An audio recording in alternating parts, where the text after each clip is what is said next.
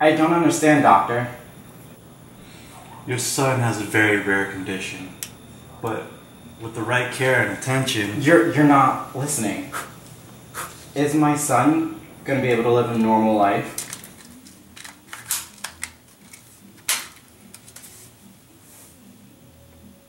Define normal.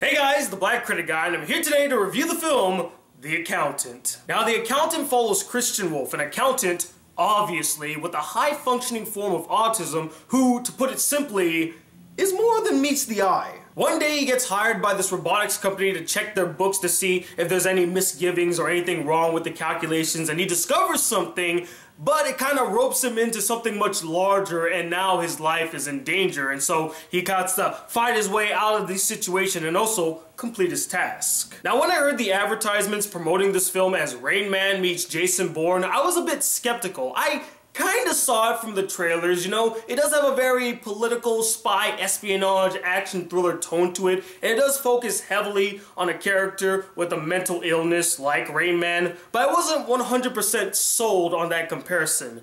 That is until I saw the movie for myself, and I must say, that is actually a very accurate comparison. It definitely is Rain Man meets Jason Bourne. A little bit more Jason Bourne than Rain Man. This is basically if you were to take the concept of the entire Bourne series, strip out the spy, espionage, political angle, and add in money laundering, finances, accounting, all the financial aspects to crime, and then instead of having Matt Damon as the lead, you replace him with his best friend, Ben Affleck, and boom. That's The Accountant in a nutshell. First things first, the action here is riveting. It's fun and thrilling to watch. It has a good mix of hand-to-hand combat and gunplay. I haven't seen such great gunplay in a film since John Wick. And by the way, really excited to see John Wick Chapter 2. Can't wait for that film to come out. I mean, the action's basically...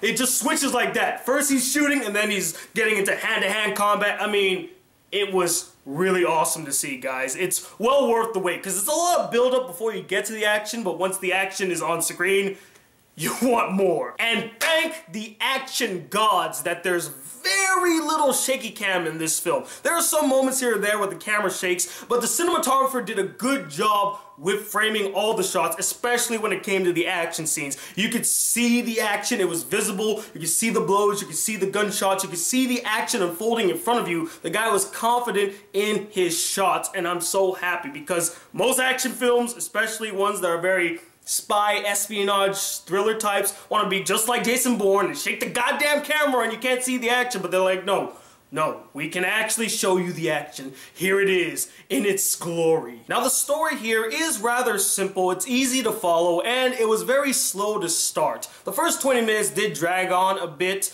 but once it got going, the story was quite engaging with a lot of twists, turns, and very interesting reveals. I found myself very captivated by the story that they were telling and the lives that some of these characters lived. And the story really came together. There were no loose ends by the end of the film. They tied everything up very nicely. And finally, we're left with the characters and the actors and actresses who portrayed them. Let's just get this one out of the way first. The acting in the film, solid across the board. There is not a single weak performance to be found here, which honestly is no surprise considering that the cast is a cavalcade of A-list acting talent working in Hollywood today. I mean, when you have the likes of Ben Affleck, J.K. Simmons, Anna Kendrick, John Barenthal, Jeffrey Tambor, and John Lithgow all in a movie together, I mean, come on. You can't go wrong with a cast like that. They're all phenomenal at what they do, and they all gave solid performances. I can't really say who stood out the most in regards to acting in this film. I thought they all equally were good. They all were on the same level, though there are some standout moments with the actors. Like, J.K. Simmons had some scenes where I'm like, yup, this is why I love you so much. This is why you're an Academy Award winning actor.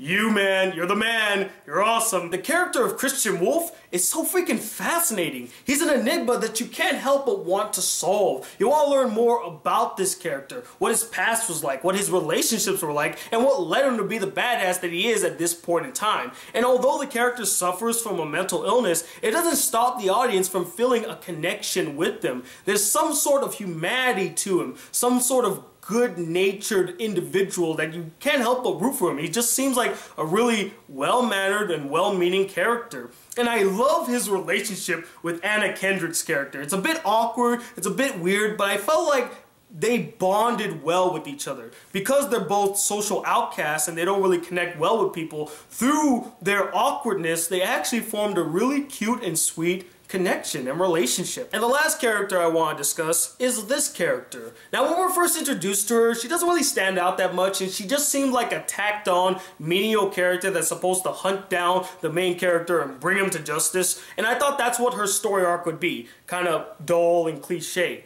But nearing the climax of the film, her story arc takes a 180 that I didn't see coming whatsoever, and it actually made it quite fascinating. I thought that it was an interesting direction to take her story. I don't want to give it away, but when you see it, it's like, oh, so that was the point of her character this whole time. Wow, okay, it all comes together. She's not just a pointless character that's trying to hunt down the main character. There's much more to her story. Now, though I thoroughly enjoyed this film, it does have quite a few glaring issues that holds it back. Its biggest one being its first act. Now, I'm not saying that the first act is lacking in substance or completely superfluous to the rest of the story. A lot of the things that are introduced in the first act will play a vital role later on down the road, and the first act does do a decent, if not a good job at introducing us to its characters, the world, and what the story will later on divulge into.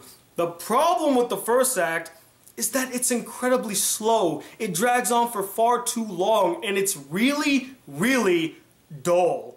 I mean, the first act is the introduction to the rest of the film. This is supposed to be the part of the film that's supposed to suck people in and say, hey, this is what our story is going to be, this is our world, get excited.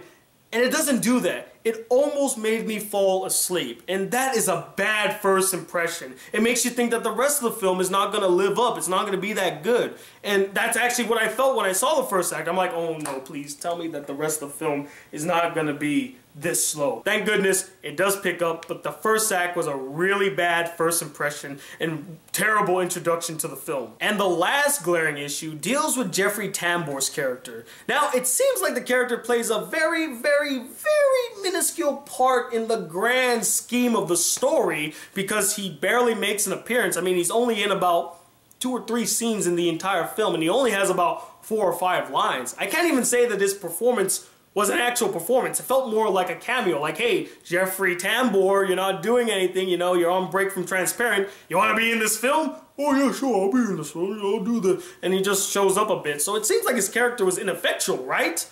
No! The character might not be in the film that much, but his presence alone had such a large and profound impact on the rest of the story, especially in regards to Christian Wolf's character. He plays a very vital role in the character and his development. He left a lasting impression on him. He formed a really strong bond with them, and we're not really shown that throughout the entire film. We've shown like maybe 1 or 2 scenes where they bond, but it's not enough to really form an understanding of what the relationship was like and how did Jeffrey Tambor's character have such a big influence on Christian Wolf. Like, what did they do? What happened? How come they formed such a strong bond? And how did he lead him down this path? It would have been very interesting if they showed it to us. Instead, they spew out this exposition of like, oh yeah, they spent a lot of time in prison together and that's how, you know, they formed a bond and how Christian Wolf ended up to be the person he is now.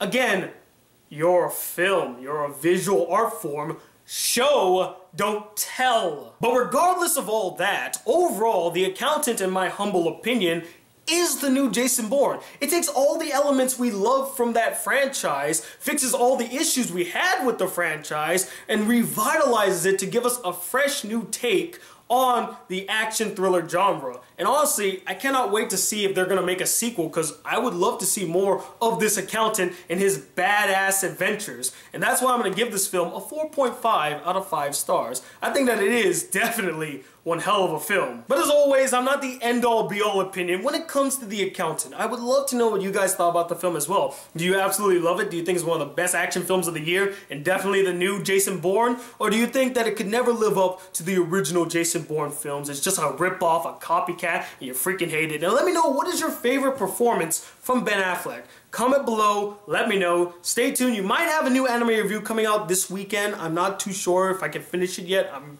trying to get that done, and a bunch of other videos coming your way. Also, if you'd like to support the Black Critic Guy just a smidge more, why not donate to my Patreon account? Link is in the description. And also, if you'd like to send me any fan mail for me to read in my series BCG mail, why not send it to this P.O. box right up here? And as always, if you would like to be a part of the Black Critic crew, please hit that subscribe button below. Like this video if you really enjoyed it. And I'm Tony Watt II, the secret spy, known as the Black Critic Guy. Till then, peace, YouTube.